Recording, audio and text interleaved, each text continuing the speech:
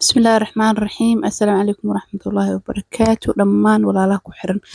janalku wax sweet soo dhawaadaan ilaahay rajeynaa inay caafimaad qabtiin dhammaantiina. Video maanta uu iska gaaban yahay soosaskiya maanta noo wadaa karameelkii iyo kii cadaanka oo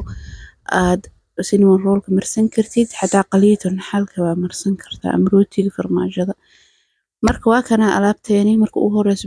bakeeri haafkiisa waaye waa ujeedin oo sokor shiidan ku soo shubtay. waxaa kusoo darsanaa isla bakeeri haafkiisa oo aan booro markaa kusoo darsado haddana waxaa kusoo darsanayaa batar ama buuro sa u taqaaniin wax yar waaye wax yar waa ujeedin qaadada haafkeed xitaa ma dhamo waa jab jiriis ku darsanaynaa iyo sidoo kale waxaa kusoo darsanaynaa insha Allah carfisana waa ku darsanaynaa caraf yar iyo waxaanu yeelay dhadhan oo vanilla camal ama dhadhan carfis camal noo sameynaysaa. Markaa ku darsano waxaa kusoo darsanaynaa rubac bakeeri oo biyo fiiriya haaf caano oo haaf sokor rubac bakeeri oo biyaha mar walbo wuu ka yar yahay inta aan isticmaalno sokorta iyo caanaha bas rubac bakeeri biyaha qandac waaye biyo qandac si fiican marka isku garaacayna hada ama waxaa sameyn kartaa makiinada cabitaanka ku shuban kartaa xitaa daaribtid ama makiinada gacanta haysatid labadaba. Marka saas u garaacid oo xabaar isku garaacid waxaa kusoo darsanaynaa farmaajada kareemka tan hadaa haysatid basti waaye oo diyaarsan oo shiidan hadaa haysanin tan ku darso ilaa 4 xabo camal. كريم شانتي waxaa idin tusaaye hal qaado ilaa 2 qaado ka isticmaalana biyo waa mujadiino marka had fridge marka gelino soo bixino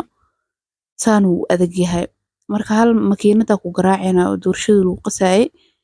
ama waxaa sameyn kartaa kiya ku garaacaysa ama makiinada cabitaanka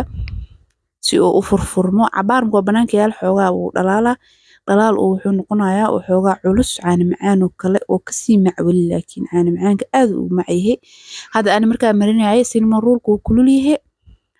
caana macaanka asmeeyani waa qabow markuu ku dhalaalaa karameelkii aan soo haray bakeeri haafkiisa sokor waaye